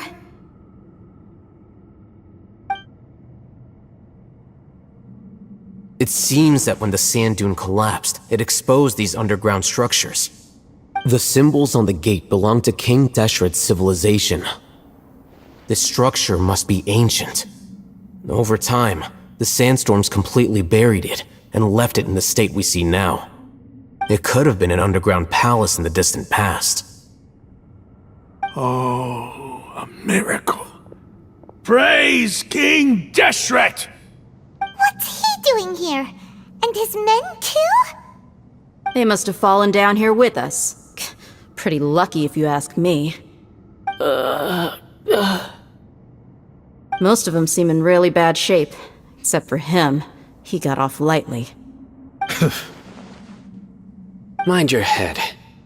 No, this isn't the time for conflict. Our exalted lord has shown us the way to his sacred palace. He's not actually gonna go in there, is he? As it happens, I want to take a look inside too. What are you doing? Don't you think it's curious? 1 minute, Lesser Lord Kusanali's power protects us from harm, and the next, remnants of King Deshret's civilization appear. 2 major deities are vying to showcase their power to us. It would be a shame not to witness them both. Paimon thought you weren't interested in gods. Indeed. In my view, gods are just a higher form of living being, or creature, you could say. New discoveries are always worth investigating. Whether they have anything to do with gods is neither here nor there. Raman, what are you gonna do about your men? I'll just let them lay here. King Deshret will take care of his people. Right now, I'm going inside.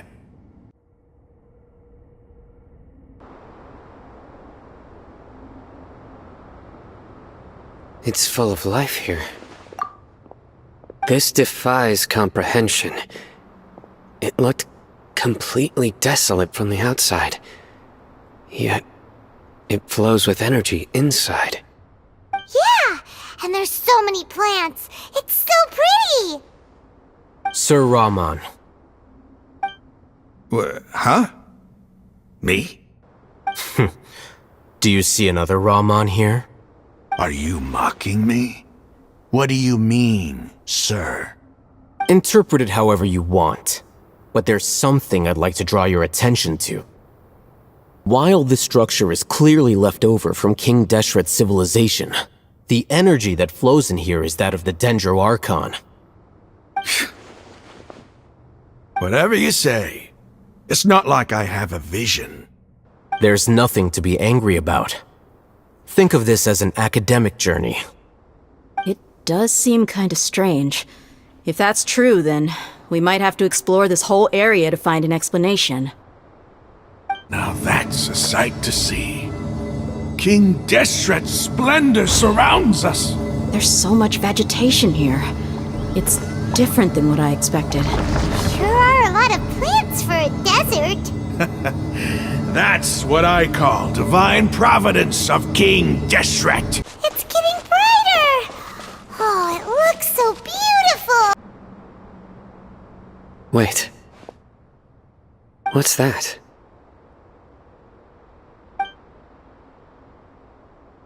A load of flowers. And it looks like there's something among them.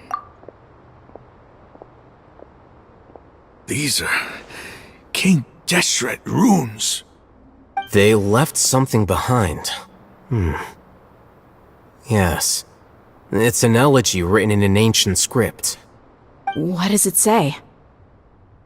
Here lies our faithful priest Kasala. His wisdom is a miracle among the people, deserving of high praise and admiration. You can read ancient King Deshret script? Of course. Every student needs to master at least 20 languages before they graduate. He's not serious, right? There's still something off about this place. The elemental energy here is too concentrated. The scent of life. Is it trying to tell us something? Is this it? Analyzing.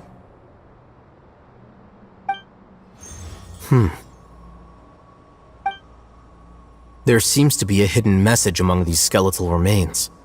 Excellent. There's a device from King Deshret's civilization in this gravesite. I'll transmit the information over and project it for everyone to see. Isn't sharing knowledge against the Academia's rules? Yes. However, under the circumstances, I'd prefer you to see this for yourself. You'll understand after watching it.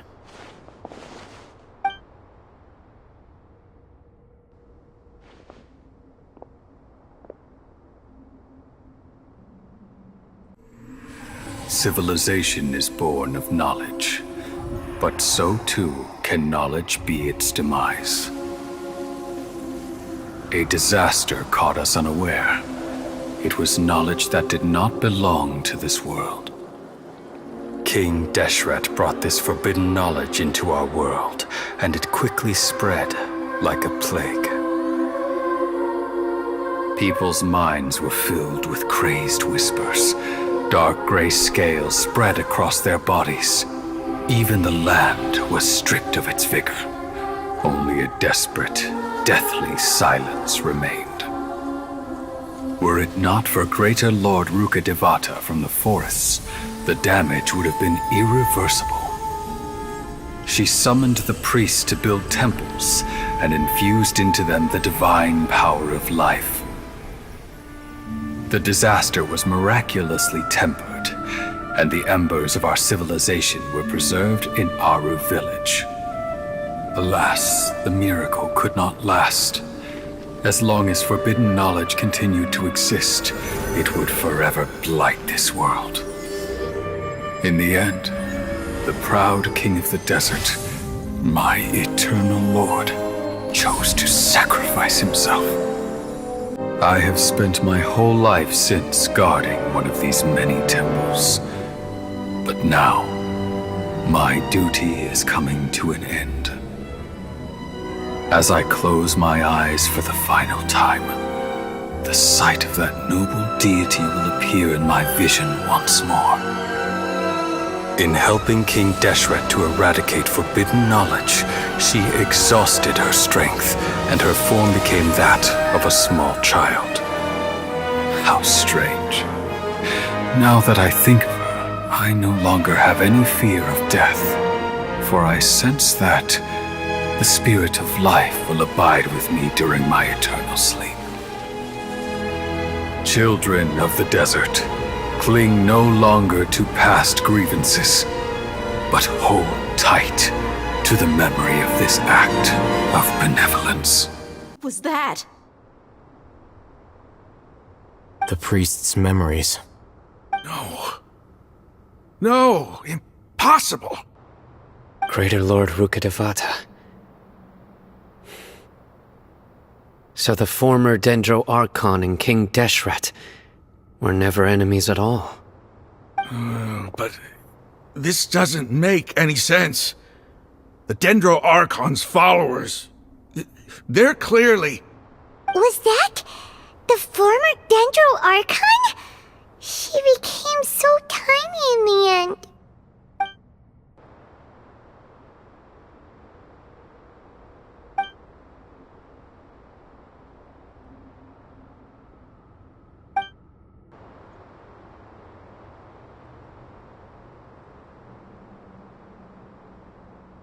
You might be distrustful of the Akasha, but there's no reason for you to doubt King Deshret's technology.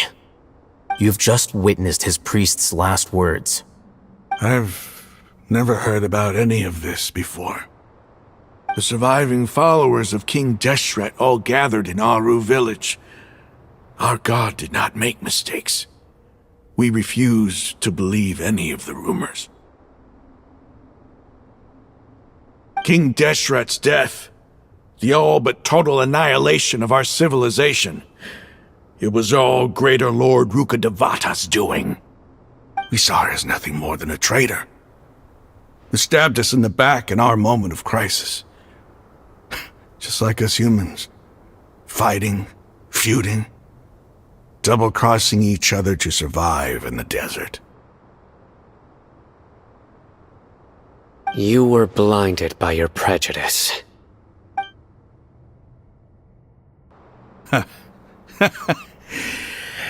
If I hadn't seen this for myself, if I hadn't witnessed his last words with my own eyes, ears, and heart, how could I ever begin to accept this? The truth is so far from what I've always known. Am I really supposed to believe that after all these years, all this time seeking revenge, suddenly now my enemy is my savior? Raman, that's enough. Give it a rest. You're starting to make a fool of yourself. Dia, tell me, my Eremites and I, what are we even fighting for? Hey, how you doing? I'll live. Thanks. I should probably go. Can't just stay here forever. What's your next move gonna be? Oh, I know what you're going to ask. I feel deeply ashamed of everything I've done. You'll get everything you're asking for. But please, give me some time. After everything that's happened here today, somehow I need to explain it to the others. It's not gonna be easy. Well, I guess that's for me to deal with. Dia, this is where our camp's located. Make a note of it. When would be a good time for us to go? Tomorrow, I'll convince everyone that we're all on the same side. And I'll return every last one of your your village keepers. We'll share our other resources with you too.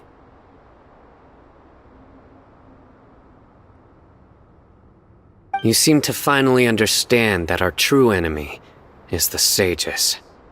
Yes. The gods never gave up on anyone.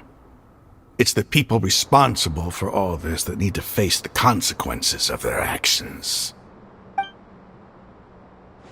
That must have been rough, but he seems to have figured things out now. Raman's no fool.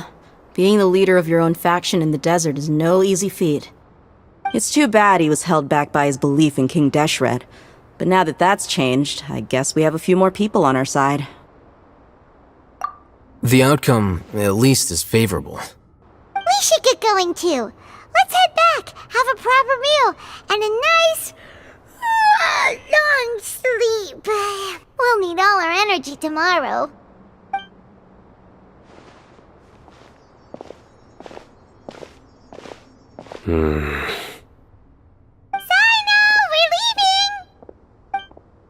Stop yelling.